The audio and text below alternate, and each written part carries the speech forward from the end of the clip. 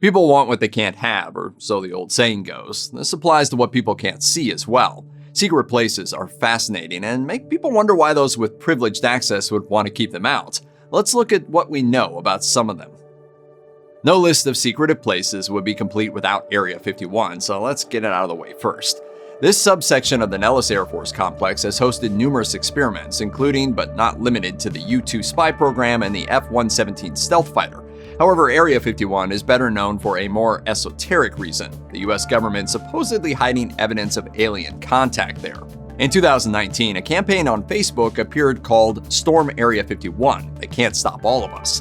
This event, which may have been a joke, proposed a run on Area 51 using sheer numbers. The military, however, didn't find it quite so funny. USAF spokeswoman Laura McAndrews issued an ominous threat which suggests the US government would respond with force to protect the base. It was obvious they were serious, and it was feared that the event could potentially turn into a humanitarian disaster. But it all raised the question, what exactly is there to protect?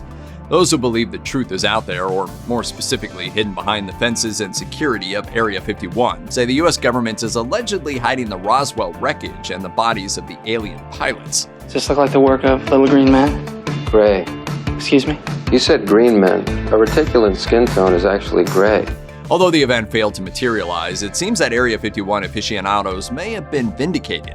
On June 17, 2020, former Nevada Senator Harry Reid, in an interview with ABC affiliate KNTV Las Vegas, stated that the government had covered up hundreds and hundreds of UFO sightings, although he did not comment on the alleged experiments on alien life that some claim occur in the base. We have all the answers? No, we don't have many answers at all. We know they exist, and we should continue doing everything we can to learn more about them.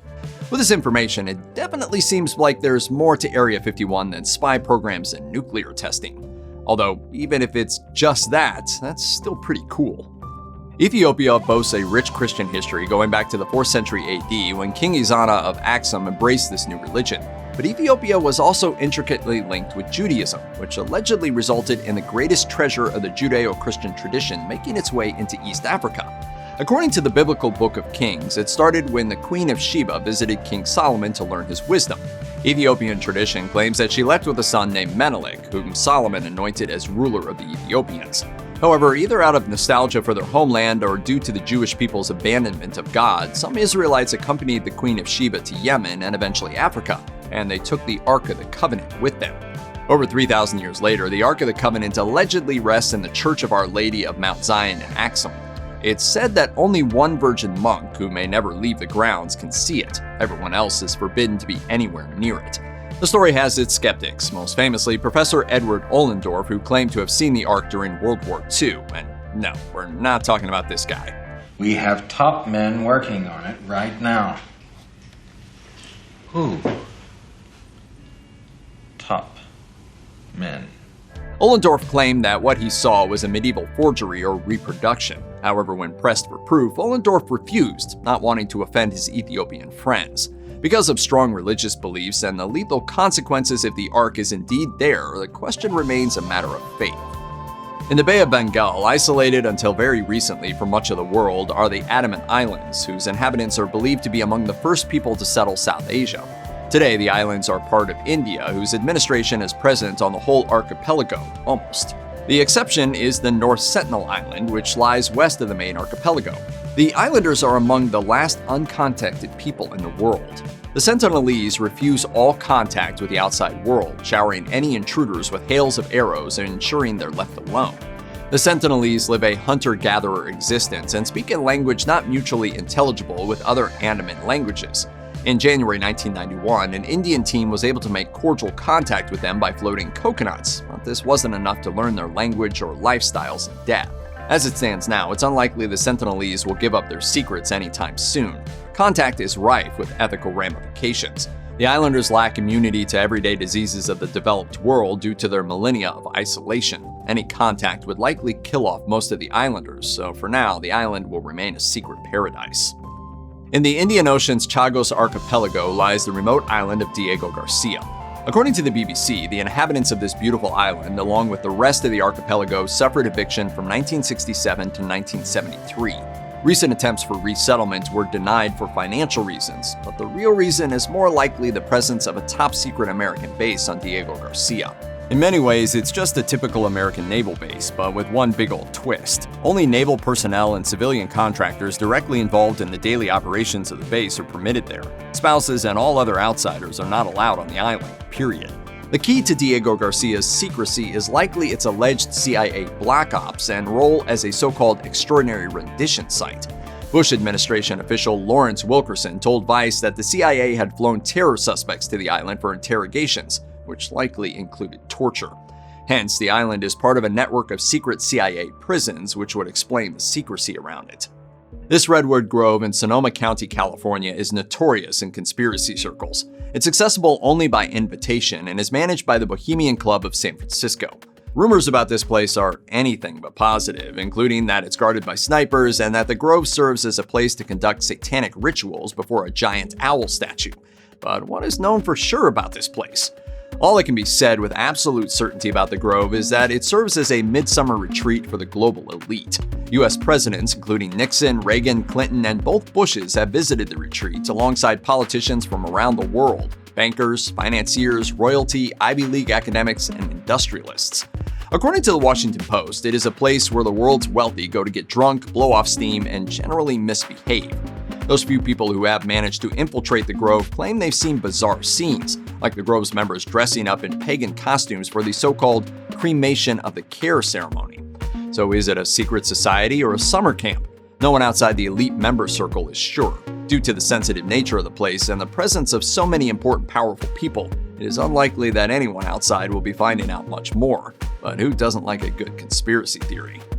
The Papal Libraries are restricted, but not necessarily secret, at least not in the same way the Bohemian Grove or Area 51 are secret.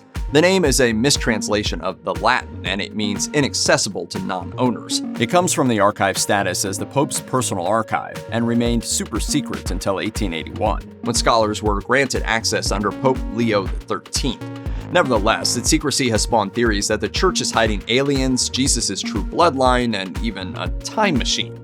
As awesome as that would be, it's unlikely. Sorry, but that's not to say there's not a ton of awesome stuff in there.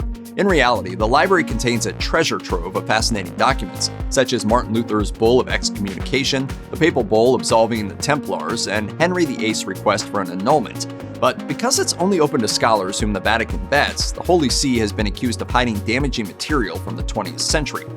Cardinals' personal documents from 1922 onward are restricted, as are documents pertaining to papacies after 1939. However, the Vatican has taken steps toward greater transparency by digitizing the documents to make them accessible to the greater public. The latest collection concerns Pope Pius XII and the Holocaust, as the Church aims to dispel accusations of papal complicity in the bloody 20th century genocide. The 2004 U.S. presidential election pitted George Bush against John Kerry. Although the two were political rivals, they ultimately came from very similar backgrounds, and both were members of Yale's most exclusive secret society, Skull and Bones. This society, like the Bohemian Grove retreat, has attracted mostly negative attention for a host of accusations, which range from the theft of Geronimo's skull by none other than Prescott Bush to crippling America's education system. There is no doubt that Skull and Bones is a highly influential society. It boasts 3 presidents, Taft and both Bushes, and numerous members of industry, finance, and politics. Yale juniors are tapped and initiated into the society, but no one knows exactly what happens in their meeting house, which is known as the Tomb. In 2001, the Yale Daily News reported that several Yale students caught aerial footage of a Skull and Bones initiation in the courtyard of the Tomb in which neophytes were acting out murder. Former Bonesmen claim that this was definitely not in the tradition of the society, but there is no actual way for anyone to confirm that, because no one outside the society is allowed to see what is happening. As President George W. Bush said, what goes on in there is so secret that it cannot be discussed. Poveglia Island forms part of the Venetian archipelago, but it's not on any package tour. It's unclear why the Italian government forbids travel to the island, but because Poveglia is abandoned, there are numerous legends that speak of an island haunted by its grisly history.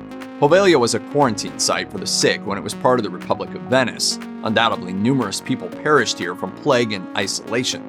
Under Napoleon, it was a weapons depot and later an insane asylum. With such history, it is no surprise that the island has had its share of gruesome ghost stories, a reputation augmented by the ban of all visitors. Among the legends of Poveglia, one stands out. According to Venetian locals, a doctor at the asylum performed lobotomies and other experiments on the inmates, killing many. Eventually, he met his end by either jumping off the bell tower or being thrown from it.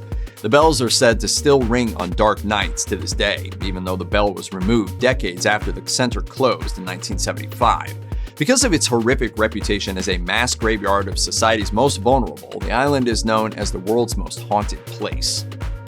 Russia is famous for closed cities and secret underground constructions that make the country legendary in the conspiracy world.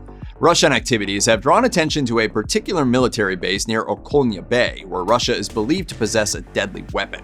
Following total atomic annihilation, the rebuilding of this great nation of ours may fall to you. Russia has staged a massive military buildup in Okolnaya Bay with missile launchers, a submarine harbor, and bunkers.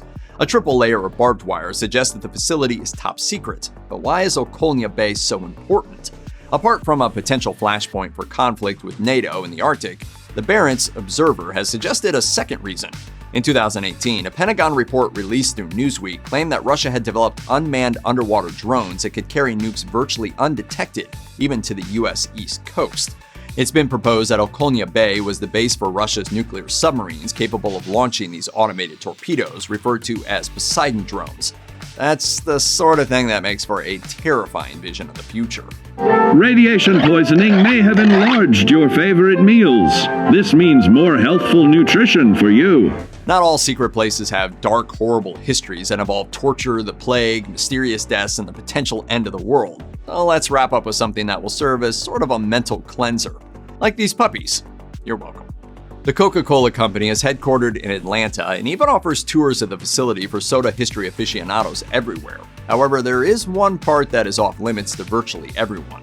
Originally, the Coca-Cola recipe was passed down orally. This is until a group of investors insisted to founder John Pemberton that it be written down. First kept in a high-security vault in a bank, the company decided to turn the recipe into its central marketing gig, moving it to a heavily secured vault at company headquarters that tourists can pass and see but cannot enter. The tour, complete with sound effects and attractive visuals, takes tours so tantalizingly close to one of the beverage world's greatest secrets. It's a great promotional tactic, and it seems to have worked, as Coke has been around for over 125 years. All that can be said about the Coca-Cola recipe is that, hopefully, it does not contain cocaine anymore. Check out one of our newest videos right here. Plus, even more grunge videos about the world's most mysterious places are coming soon. Subscribe to our YouTube channel and hit the bell so you don't miss a single one.